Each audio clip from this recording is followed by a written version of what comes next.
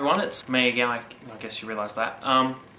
Well, I did a bit of research into my frame, and apparently they're actually made here in my hometown, but more importantly, they've started offering upgrades for the frames, because there's actually a higher model than mine called the Dominator, which has a full-sized seat and a whole lot of other bits and pieces.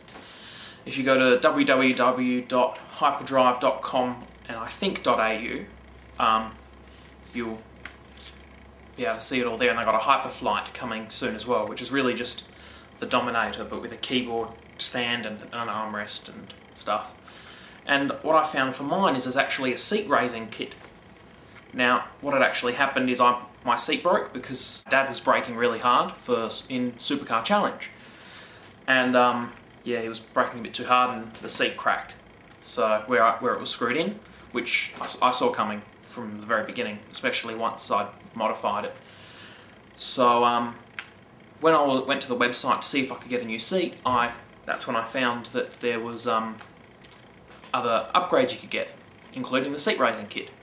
So I've gotten myself that, and I also got a free replacement seat, because apparently there was a batch of about 100 seats when they switched manufacturing plants a while back that were made without a special injection mould procedure to make them a bit stronger. So I got my seat replaced for free, which was awesome, and I've now gotten my seat raising kit, and it's great, and I'm going to give you a look. First of all, here's the old seat. That's where it cracked really, really badly. And that's really bad. There's a little crack over here, which happened really early on when I made my first modification and done the screws a bit too tight, and you can see back there it's going a bit as well. Where is it? There it is. But that was more my fault than anything else, and all those marks are just from gaff tape that I'd done so I could still use it while it was cracked. And then I got the new seat, which I didn't want to put on straight away, and I wanted to get the seat raiser kit first so that it wouldn't crack again. And this is the seat raising kit under here. Now you can't really see that, so I'll put the light on. And you still can't really see it, but that's got hyperdrive cut into it. You can't really see it because I've got stuff in that compartment. And so it's a little bit higher than my modification was, which means I don't need the pieces of wood anymore, and it's really good, and the wheel I can get closer without it being too high. Now, it is meant to be designed so that you can store your console under there, but let's face it, you wouldn't put a console or a PC under there that's meant for gaming, because you're going to get too much heat. An Xbox 360 is going to red ring within about 10 minutes, especially if you've got the lock plate, which goes to cover that back hole, and you put a padlock on it so that it's safe. Now, what I've also done since I've gotten that is I've shifted the pedals. I've shifted them down a little bit.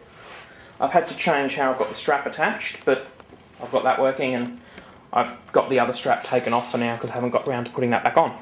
The one that holds the wheel down a little bit. But yeah, now it's absolutely fantastic, and I did something really clever. Now, I was going to chuck the old seat, but what I worked out is if I did that, it becomes a whole lot more rigid, because I always found that the seat itself does flex quite a bit, especially when you're sitting in it and braking hard. So I realised if I just put this seat this way, it suddenly becomes really rigid, because the seat is only really flexible that way, not this way.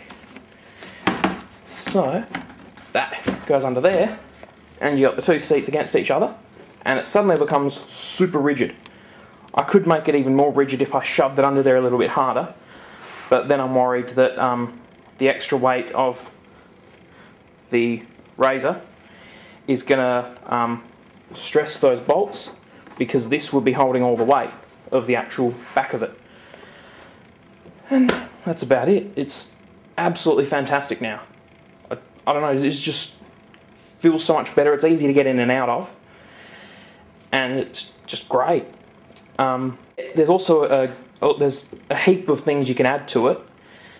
that you'd want to look into, and I'll put a link in the description box to the website. I'm not sure if they ship outside of Australia yet, but they are the cheapest racing frames on the market, and they're not really dodgy either. They're actually okay, and customer service is fantastic. So yeah, hope that you found this interesting. Rate, comment and subscribe if you want.